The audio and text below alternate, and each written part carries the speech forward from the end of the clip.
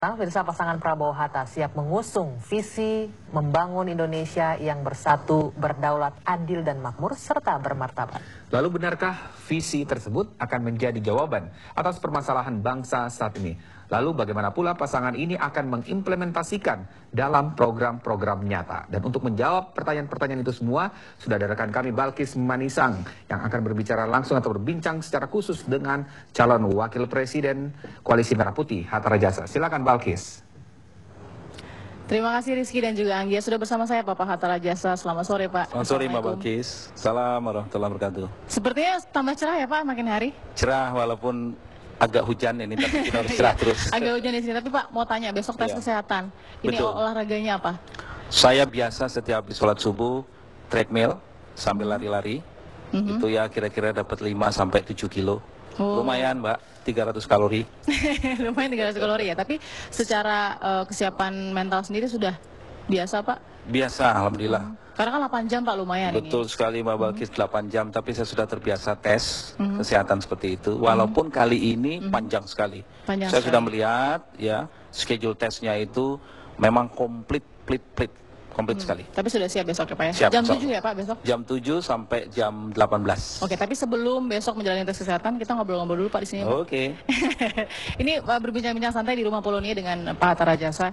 Saya yakin sudah banyak sekali yang melihat atau membanding-bandingkan visi misi, tapi paling tidak dari Pak Hatta sendiri dan juga Pak Prabowo pastinya, tentunya dengan aksi nyata ya Pak ya, program nyata ya Pak, kalau bisa dikatakan secara singkat ya Pak, betul ya? Iya, saya kira itu dalam program. Misi nyata. Tapi kalau visi, saya kira visi abadi bangsa itu harus tetap melekat, yaitu mewujudkan negara kesatuan Republik Indonesia yang merdeka, bersatu, berdaulat, adil dan makmur. Itulah visi bangsa kita. Di balik arti kata nyata Pak, apa sih sebenarnya? Selama ini belum nyata atau gimana? Nyata itu adalah suatu pembangunan yang dapat kita ukur KPI-nya. Dapat kita ukur capaian-capaiannya. Implementatif. Nyata. Artinya bagaimana sebuah kebijakan bisa diimplementasikan, menghasilkan satu yang bermanfaat bagi pembangunan bangsa. Berarti bicara implementatif harus bicara yang realistis kan? Betul sekali. Tidak boleh yang seperti bertabur bintang begitu ya? Oh betul, misalkan tiba-tiba saya mengatakan untuk mempercepat pembangunan, maka kita dorong pertumbuhan 12%. Itu tentu tidak realistis. Tidak realistis. Oleh sebab itu, yang implementatif tapi juga realistis, yang bisa kita capai dengan upaya-upaya yang maksimal. Benar tidak sih Pak, yang diusung itu ekonomi kerakyatan dari Saya kira kalau kita bicara ekonomi itu ya ekonomi kerakyatan itu apa yang kita jalankan sekarang sesungguhnya adalah ekonomi kerakyatan. Kalau definisi ekonomi kerakyatan dari Pak Hatta sendiri seperti apa sebenarnya? Sebetulnya banyak sekali definisi, tapi yang paling pas itu saya kira adalah Pak Mubiarto itu ya, mengatakan sesungguhnya ekonomi kerakyatan itu menurut Pak Mubiarto almarhum adalah ekonomi yang berdasarkan Pancasila. Ekonomi yang digerakkan untuk kesejahteraan seluruh lapisan masyarakat ya, yang berkeadilan. Jadi kadang-kadang asosiasi masyarakat kita ekonomi kerakyatan itu identik dengan ekonomi mikro, ekonomi kecil. Sesungguhnya bukan itu. Ekonomi kerakyatan juga mencakup seluruh aspek kehidupan keekonomian di tanah air kita, mulai yang besar sampai yang kecil. Semua harus menjadi perhatian kita dan menjadi prioritas. Sehingga pada akhirnya pembangunan yang kita lancarkan menghasilkan sebuah momentum untuk kesejahteraan seluruh rakyat Indonesia.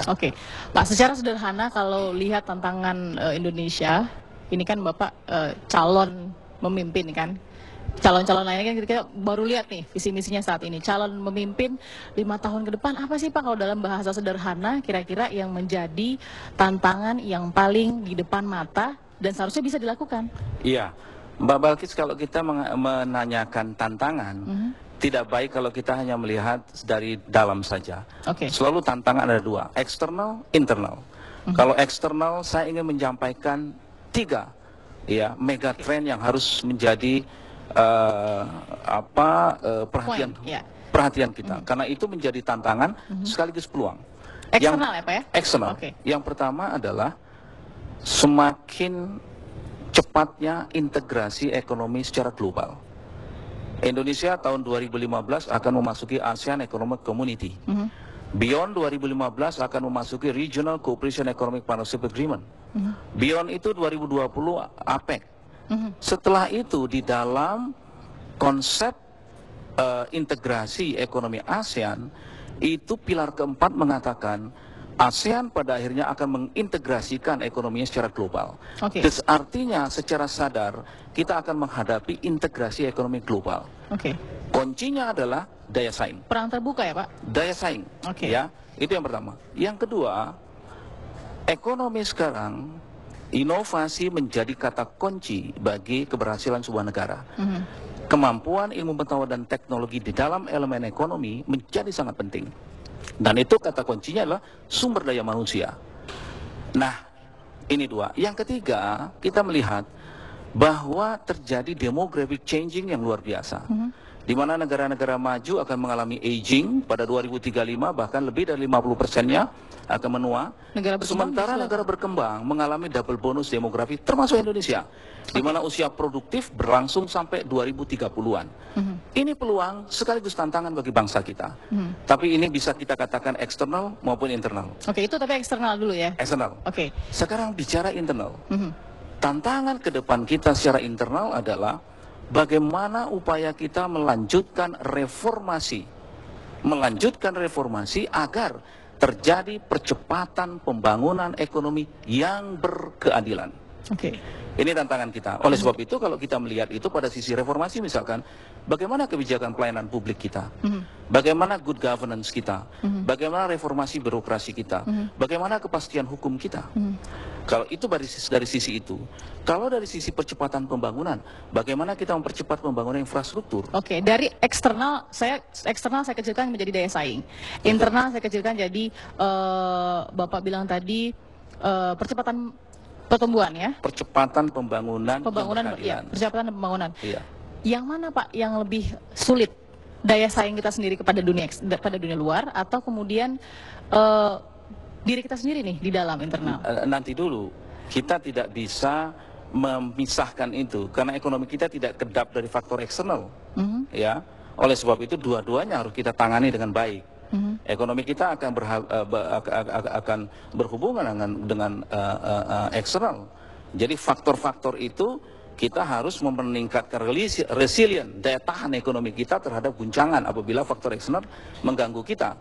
Nah, yang saya ingin sampaikan dari apa yang saya sebutkan tadi, melanjutkan reformasi agar percepatan terjadi, betul. Maka itu artinya penting bagi kita meningkatkan apa yang kita sebut dengan saya sebutkan tadi pada sisi reformasi tadi itu, kepastian hukum, pelayanan publik, governance, institusi, kemudian juga pada sisi keadilan, mengurangi kesenjangan pembangunan antara koridor-koridor ekonomi kita, ya, kemudian juga meratakan pembangunan, mengurangi kesenjangan, menekan kemiskinan, meningkatkan kesejahteraan. Ini adalah elemen-elemen penting dan merupakan sekaligus tantangan kita.